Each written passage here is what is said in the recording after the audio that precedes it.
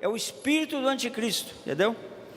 Verso 5: não vos recordais de que ainda convosco eu costumava dizer-vos essas coisas? Agora sabeis que eu o detém, para que seja revelado somente em ocasião própria. Essa revelação do homem da iniquidade, que é o anticristo, ela está acontecendo no mundo todo, irmãos.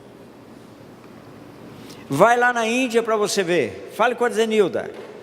O primeiro-ministro da Índia, irmãos, ele só está faltando se declarar Deus, só isso.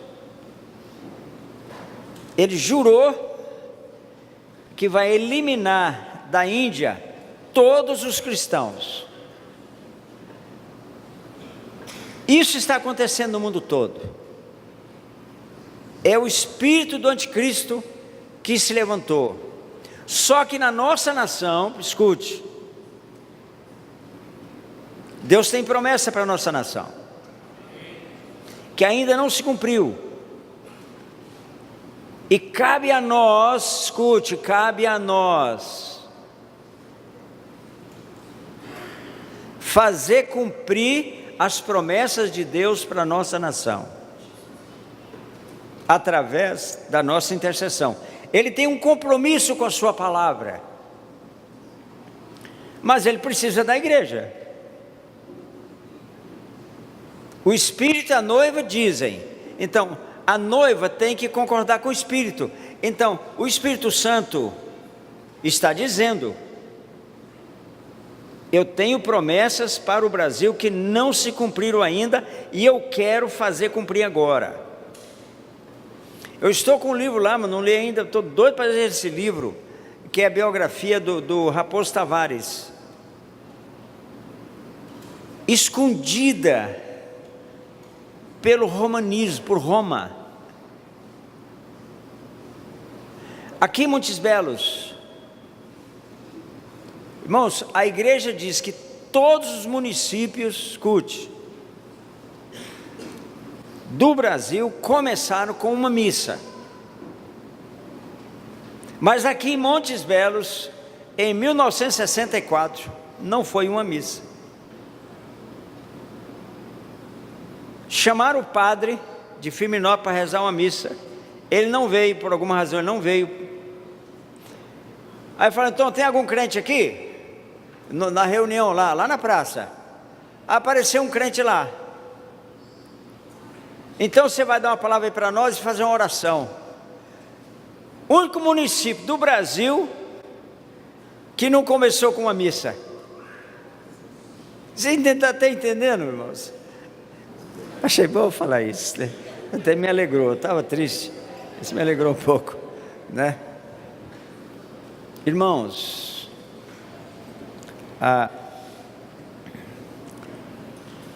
o mistério da iniquidade está aí.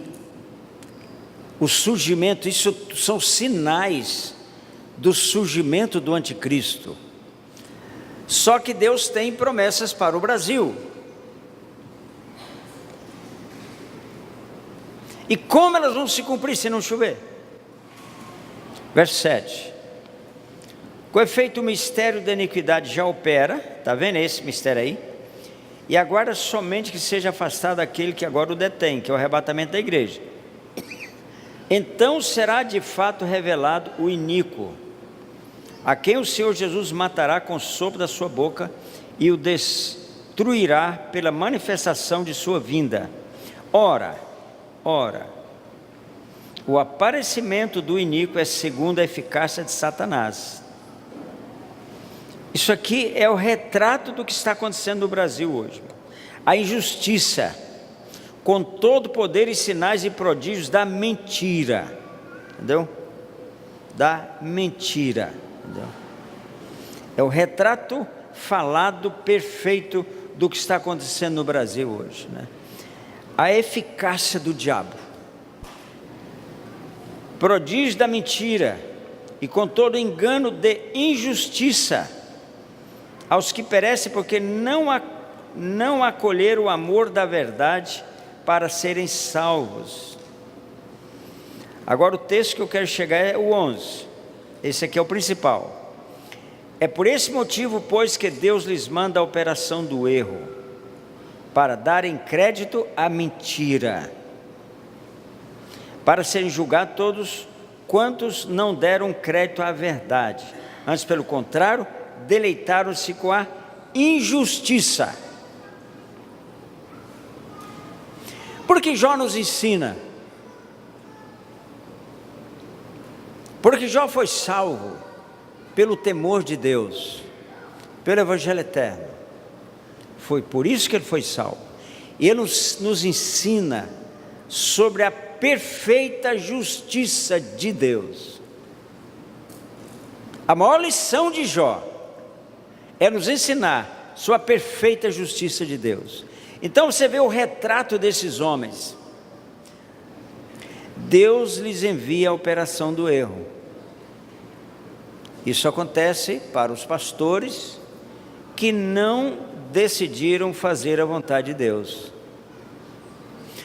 Escutem, todos os pastores, eu disse quantos?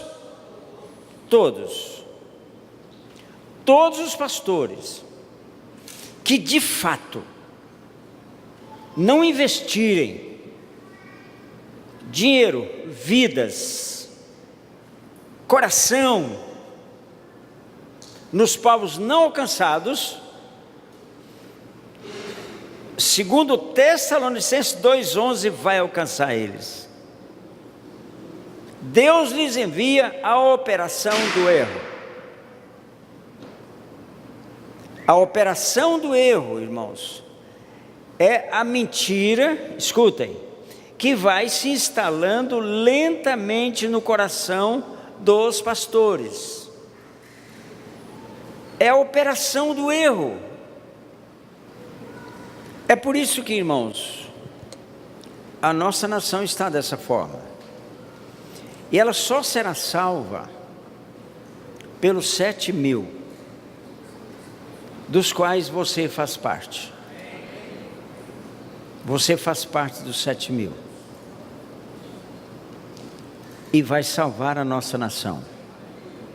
A chuva virá. A graça de Deus será derramada.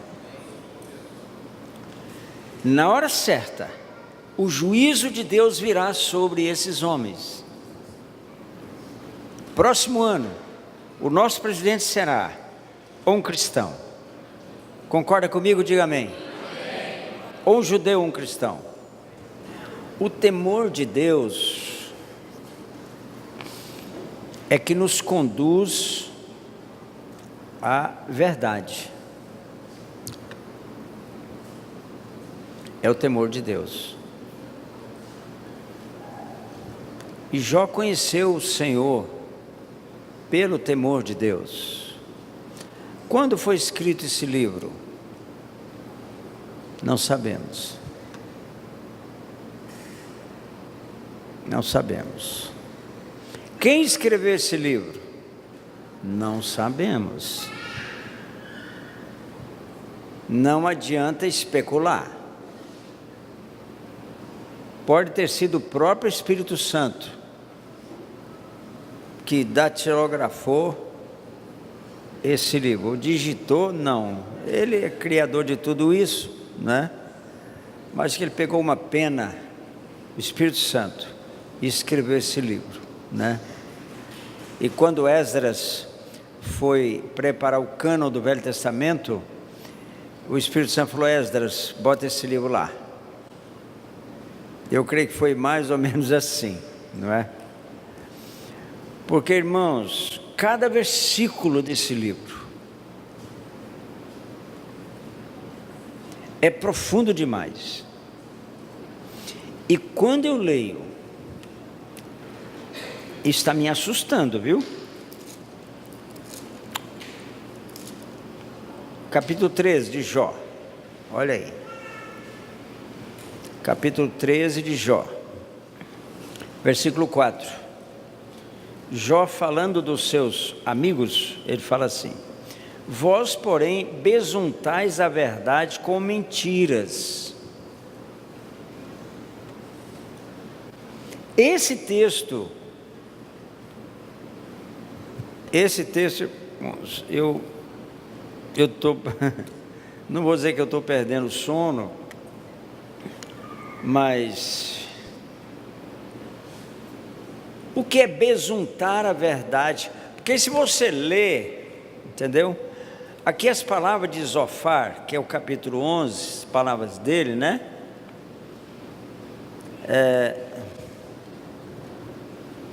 São palavras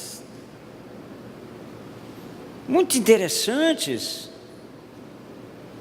são palavras boas, né? Verso 8: como as alturas dos céus é a sua sabedoria, falando, se referindo à sabedoria de Deus, né? É verdade, eles falaram o que é verdadeiro também. Então, ao ler o que Zofar, Bildade e aquele outro, o Zofar, Bildade, Elifaz, Bildade e Zofar, né? Esses três. Quando você lê o que eles falaram, pode dar até para concordar com eles em muita coisa. Mas aí Jó vem e fala: vocês besuntais a verdade com mentira. Então, sabe o que é besuntar? Isso aqui no hebraico é encobrir. Encobrir. Então, eu estou ministrando, eu estou falando a verdade, mas eu também estou falando mentira. Só que você está gostando do que eu estou falando. Ah, o pastor José é isso e aquilo. Isso aqui, irmãos, eu estou machucado com esse negócio aqui. Hein, bispo? Será que tudo que eu estou falando, será que eu não estou tentando... eu queria pelo menos uma vírgulazinha de glória para mim, por exemplo, não é? Eu acho que um pouco é isso, né? Então eu estou chamando a glória para mim, por exemplo. Mas aqui não é bem isso, aqui é mentir mesmo. Ele mente. Quando você mente, você está encobrindo a verdade na sua vida. Irmãos, eu vou falar assim, ó. Eu não creio na restauração de pessoas que mentem. Vou falar assim, os que mentem muito. Eu não sei se tem mentira maior ou menor, mas na minha experiência, restaurar uma pessoa, um crente que mente muito, é difícil, hein? É bastante difícil, né? Então, esse texto aqui, irmãos, ele é parente de um texto de Eclesiastes 10:1, entendeu? Olha que Jó está nos ensinando. Eclesiastes 10, olha aí. Qual a mosca? 10:1. A mosca morta faz unguento do perfumador exalar mau cheiro. Assim é para a sabedoria e a honra um pouco de estultícia. Estultícia é esperteza. Eu consegui. É uma esperteza secreta que você usa. Por exemplo, para enganar alguém. Por exemplo, para fazer média com alguma pessoa. Por exemplo, quando você está pregando, você pode manipular a emoção das pessoas. Perigoso isso. É mais ou menos o que Jó está falando. Eu posso manipular a emoção das pessoas. Eu já manipulei o público em encontros proféticos, fazendo na hora da oferta. Eu já manipulei, já me arrependi, mas eu sei que no passado eu fiz isso, entendeu? Então, perfeição, irmãos, né? Jó alcançou isso aqui, ó, homem íntegro e reto, temente a Deus. É o temor de Deus que me transforma, que me modifica. E eu vou alcançar a graça de Deus pelo temor de Deus. O caminho é o temor de Deus, em tudo. O caminho para o meu crescimento é o temor de Deus. Porque se eu temer a Deus, eu vou temer aqueles que Deus colocou em autoridade sobre a minha vida. Quem não teme o homem, não teme a Deus também, entendeu? Se você não teme a autoridade que está sobre a sua vida, você também não teme a Deus, entendeu? Verso 6 aqui de Jó 1, olha aí. No dia que os filhos de Deus vieram apresentar-se perante o Senhor, veio também Satanás entre eles. Olha aqui. Quem são esses filhos de Deus? Na Bíblia, irmãos, aqui ó. Quem é chamado de filho de Deus na Bíblia? Você tem os anjos, você tem Adão, você tem os crentes da igreja, os que nasceram de novo. Então são 3 categorias: anjos, Adão e os que nasceram de novo. O Velho Testamento não tem novo nascimento, entendeu? Então não tem filho de Deus no Velho Testamento, entendeu?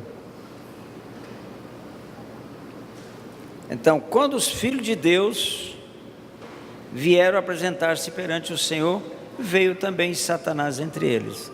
Satanás é filho de Deus? Sim ou não? Sim ou não? É sim. Satanás é filho de Deus, ele é um querubim. Os querubins são filhos de Deus. Ele caiu? Caiu. Ele vai para o inferno? Vai. Mas é filho de Deus. Então tem filho de Deus que também vai para o inferno. Entendeu? Satanás vai e é filho de Deus. Entendeu? Essa é uma lição. Aqui são anjos, né, se apresentando perante o trono de Deus no terceiro céu.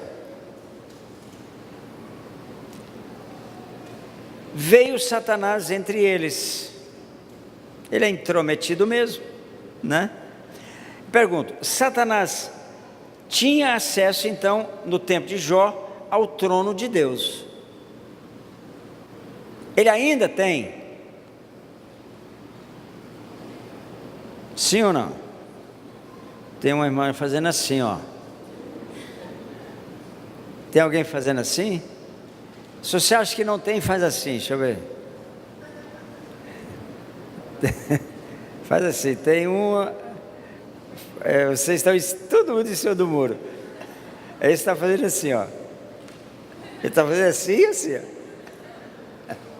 Quer dizer, está em cima do muro, né?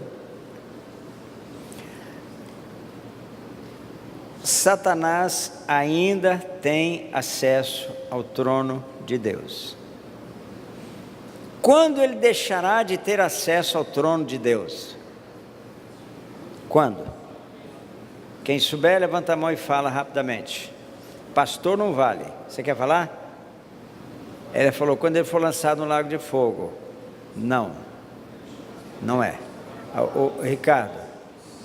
Apocalipse. Apocalipse 12. Fala, só um instantinho. Do meio da tribulação. No final dos 3 anos e meio.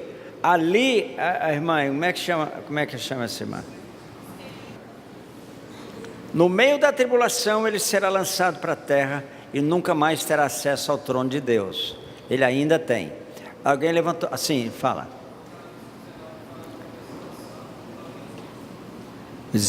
Apocalipse 19, pois é, isso. Lá, ele já está na terra, entendeu? Ele não está mais lá em cima, ele já está na terra. Daí ele vai para onde? Exatamente. Aí ele vai para o inferno. E do inferno ele vai para o lago de fogo. Entendeu? Então, é uma queda permanente, né? É o que a rebeldia faz. Quem é rebelde vai cair permanentemente até o lago de fogo. O caminho final do rebelde é o lago de fogo, porque é o caminho de Satanás, né? Jó, se eu tivesse que fazer uma classificação,